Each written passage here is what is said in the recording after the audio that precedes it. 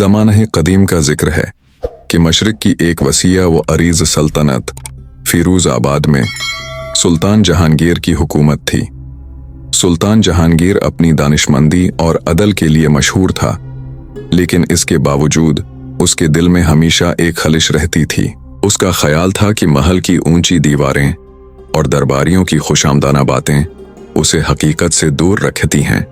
उसके वजीर हमेशा कहते, जहां पनाह आपकी रियाया खुशहाल है, खजाने भरे हुए हैं और हर तरफ अमन का दौरा है।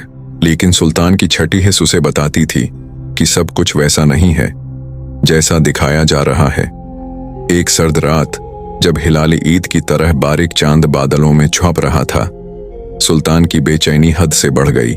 इसने शाही लिबास उतारा, एक मामूली मुसाफिर का लिबास पहना, चेहरे पर गर्दालूद रूमाल लपेटा और एक पुरानी लाठी टेकता हुआ महल के खुफिया रास्ते से बाहर निकल गया।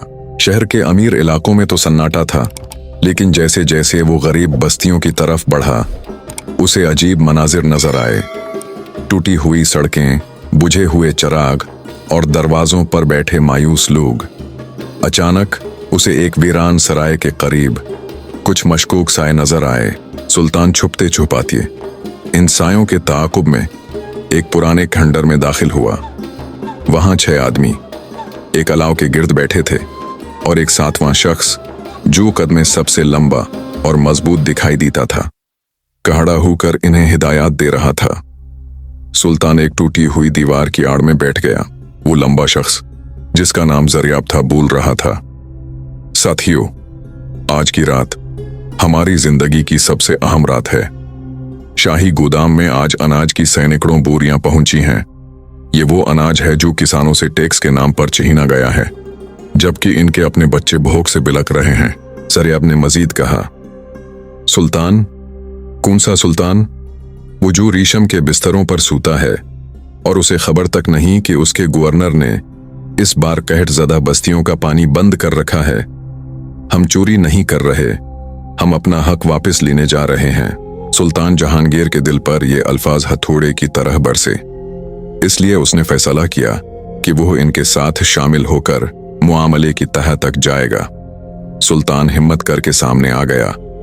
जरियाब ने मशअल की रोशनी में उसे देखा और शर्त रखी कि माल सिर्फ गरीबों में बटेगा। सुल्तान ने मंजूर कर लिया। रात के तीसरे पहर ये 7 लोग और 8वां सुल्तान शाही गोदाम की तरफ बढ़े।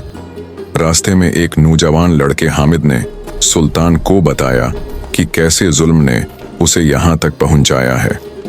सुल्तान का कलीजा मुना को आने लगा। जब वो गोदाम के अंदर दाखिल हुए तो वहां अनाज के अंबार लगे थे, जबकि बाहर लोग भूखे थे। अभी वो बोरियां उठा ही रहे थे कि खतरे का घंटा बजा। चोर चोर, पकड़ो इन्हें। शाही सिपाही हर तरफ से उमड़ आए। सिपाहियों की क़यादत शहर का कोतवाल कर रहा था, जो एक जालिम शख्स था। उसने कहा लगाया, इन्हें वहीं काट डालूं। लड़ाई शुरू हो गई। जरियाब बहादुरी से लड़ा। सुल्तान ने भी अपनी लाठी से दिफा किया। इसी दौरान एक सिपाही ने नौजवान हामिद पर वार किया। सुल्तान ने फौरन लाठी से वार रोका, लेकिन इसी कशमकश में सुल्तान के चेहरे से रूमाल हट गया। इसी वक्त मशअल की तेज रोशनी सुल्तान के चेहरे पर पड़ी।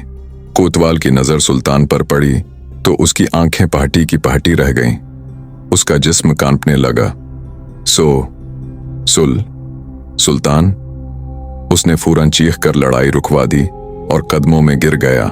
जरियाब और बागी सकते में आ गए। वो जिसे मुसाफिर समझे थे, वो खुद बादशाह था। सुल्तान ने जरियाब की तलवार वापस करते हुए कहा, जरियाब, तलवार मत फेंको। जब हुक्मरान अंधे हो जाएं, तो रियाया का तलवार उठाना बगावत नहीं, बल्कि हुक्मरान को जगाने की कोशिश होती है। आज तुमने चोरी नहीं की, तुमने मेरी आंखें खोली हैं। फिर सुल्तान ने गुस्से में कोतवाल को देखा, और तुम और तुम्हारे जैसे तमाम ओहदेदार गद्दार हैं जिन्होंने मुझसे सच छुपाया। अगली सुबह फिरोजाबाद के दरबार आम में इंसाफ हुआ। सुल्तान ने हुक्म दिया कि शाही गोदाम खोल दिए जाएं और अनाज मुफ्त तकसीम किया जाए। जरियाब को निगरानी इंसाफ मुकर्रर किया गया और बददियानत कोतवाल को सजा मिली। इस वाकये के बाद सल्तनत की काया पलट गई। लोग कहते थे कि सुल्तान जहांगीर के दौर में शेर और बकरी एक घाट पानी पीती हैं। बूढ़े सुल्तान ने जरियाब से कहा, तुम लोगों ने मुझे सिखाया कि जुर्म हमेशा फितरत नहीं होती, कभी कभी ये मजबूर इंसान की चीख होती है, और इंसाफ सजा देने का नाम नहीं बल्कि इस चीख को सुनने का नाम है।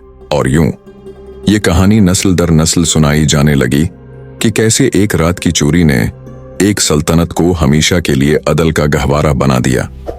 हमारे चैनल को लाइक और सब्सक्राइब करें।